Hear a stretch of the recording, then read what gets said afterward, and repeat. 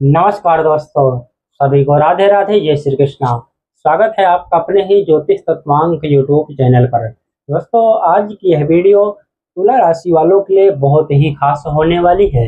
जिन लोगों की भी तुला राशि है, लड़का हो या फिर लड़की हो, उनके लिए यह वीडियो बहुत ही महत्वपूर्ण होने वाली है, क्योंकि इस वीडियो में हम बात करेंगे तुला राशि वाले जातकों का विवाह किस वर्ष में होता है, किस माह में होता है, किस दिशा में होता है, यानी कि विवाह से संबंधित संपूर्ण जानकारी आज हम इस वीडियो के माध्यम से प्राप्त करेंगे।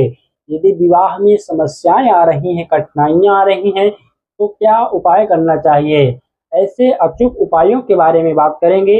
यदि आप इन उपायों को करते हैं तो निश्चित रूप से बहुत ही जल्द आपके जन्म कुंडली में विवाह का प्रबल योग बनेगा।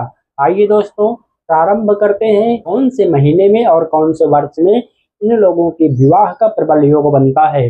दोस्तों, सबसे पहले हम बात करते हैं, यदि किसी जातक का नाम इन 9 अक्षरों से प्रारंभ होता है, जैसे कि रा, री, रू, रे, रो, ता, ती, तू, ते, इन 9 अक्षरों से जिन लोगों का नाम प्रारंभ होता है, ऐसे लोगों की तुला राशि होती है। दोस्तों, दूसरा तरीका है, यदि जन्म कुंडली पर कहीं पर भी चंद्रमा 7 नंबर पर विराजमान हो, ऐसे लोगों की तुला राशि होती है।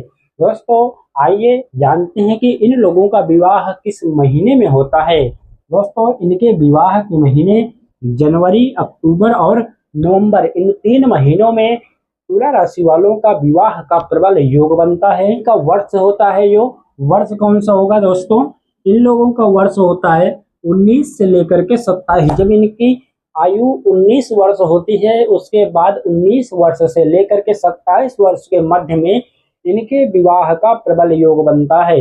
यदि विवाह नहीं हो पा रहा है, मान लीजिए जो मैं आपको ये योग बताया हूँ, इन योगों में विवाह नहीं हो पा रहा है, तो फिर क्या करना चाहिए।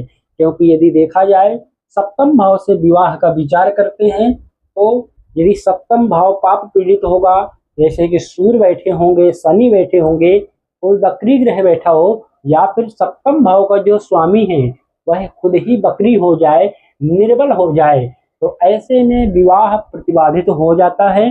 अधिक से अधिक ग्रह वंध्या राशि पर बैठ जाएं तो भी विवाह में बहुत सारी कठिनाइयां आती हैं, तथा तक कि विवाह प्रतिबंधित भी हो जाता है। दोस्तों, तुला राशि के स्वामी शुक्रदेव होते हैं।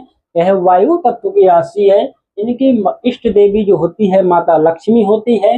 ये चर राशि है और तुला राशि की जो दिशा मानी जाती है, पश्चिम दिशा मानी जाती है। आइए दोस्तों, आगे बढ़ते हैं, इन लोगों को क्या उपाय करना चाहिए। यदि विवाह में समस्याएं आ रही हैं तो क्या उपाय करना चाहिए। दोस्तों, सबसे पहले इन लोगों को शुक्र का उपाय करना चाहिए। शुक्र विवाह का भी कारक होता है। जितने भी भौतिक सुख सुविधाएं आती हैं, सब शुक्र के अंतर्गत में आती हैं। सभी चीजों का शुक्र ग्रह कारक माने जाते हैं। दोस्तों, यदि शुक्र कमजोर होगा, अंश बल से बलहीन होगा, या तो वृद्धावस्था में हो या फिर बाल्यावस्था में हो या फिर अस्त हो गया हो, तो ऐसे में इन लोगों को विवाह तथा कारोबार से संबंधित समस्याएं अधिक आती हैं। दोस्तों, ऐसे में क्या करना चाहिए, शुक्र के बीज मंत्रों का जाप करें। किसी भी प्रकार का समस्याएं आ रही हैं, बिजनेस व्यापार में समस्याएं आ रही हैं, दाम्पत्य जीवन में सुखों की कमी आ रही है, तो इन लोगों को शुक्र का उपाय करना चाहिए। शुक्र के बीज मंत्रों का जाप करने चाहिए। शुक्र का बीज मंत्र है ओम द्राम द्रीम द्रोम सह शुक्राय नमः। यदि आप इस मंत्र को नहीं कर पा रहे तो ओम सुम शुक्राय नमः, इन 2 मंत्रों में से किसी एक मंत्र को यदि आप करते हैं तो बहुत अच्छा इसका आपको फल देखने को मिलेगा।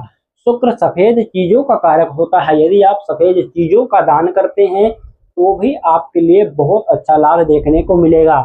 सफेद चीजों का दान करें और सफेद चीजों को खुद भी ग्रहण करें। शुक्र के अंतर्गत में इत्र आदि, परफ्यूम आदि आते हैं। यदि आप इन चीजों का उपयोग करते हैं, इससे भी आपका शुक्र बलवान होगा तथा आपको शुभ लाभ प्राप्त होगा। दोस्तों, शुक्र की इष्ट देवी जो होती है माता लक्ष्मी होती है, जिस कारण वे यदि शुक्र बलवान होता है तो इन लोगों को लक्ष्मी की कृपा अवश्य प्राप्त होती है।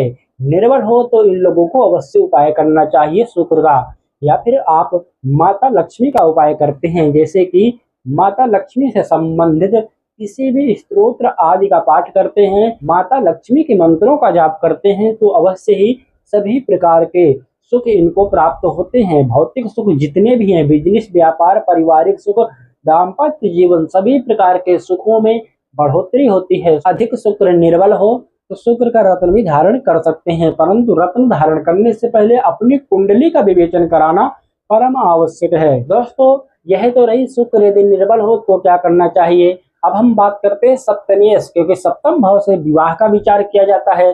जो सप्तम भाव पर राशि हो, यदि सप्तमेश ही निर्बल हो जाए तो भी विवाह में समस्याएं आती हैं। ऐसे में क्या करना चाहिए, सप्तमेश इनके मंगल देव होते हैं। यदि तुला राशि और तुला लग्न है तो सप्तमेश मंगल देव होते हैं। ऐसे में आपको मंगल ग्रह का यानी कि लाल चीजों का दान करना चाहिए। शनिवार और मंगलवार को सुंदरकांड या फिर हनुमान चालीसा का पाठ करना चाहिए। यदि आप इन उपायों को करते हैं तो निश्चित रूप से आपके विवाह के बहुत ही जल्द प्रबल योग बनेंगे। आइए अब हम बात करते हैं इन लोगों का विवाह किस दिशा में होता है। दोस्तों, सप्तम भाव पर जो भी बलवान ग्रह बैठा हो, यदि वो सबसे बली है कुंडली में, तो विवाह सप्तम भाव पर जो ग्रह बैठा होगा उस ग्रह की जो दिशा होगी उस दिशा में जातक का विवाह होता है। या फिर सप्तमेश जो भी ग्रह हो, जिस राशि में बैठा होगा बलवान होकर के, उस राशि की जो दिशा होगी उस दिशा में जातक का विवाह होता है। सप्तमेश जिन ग्रहों के साथ बैठा हो और उन ग्रहों में से जो सबसे अधिक बलवान होगा उस ग्रह या फिर उस राशि की दिशा में जातक का विवाह होता है। दोस्तों, यही थी कुछ आज की विशेष जानकारी। यदि वीडियो पसंद आई हो तो वीडियो को लाइक करना तथा चैनल को सब्सक्राइब करना बिल्कुल भी नहीं भूलिएगा। दोस्तों, मिलते हैं अगली वीडियो वृश्चिक राशि को लेकर के। तब तक के लिए स्वस्थ रहिए, मस्त रहिए, ज्योतिष तत्वांग से जुड़े रहिए।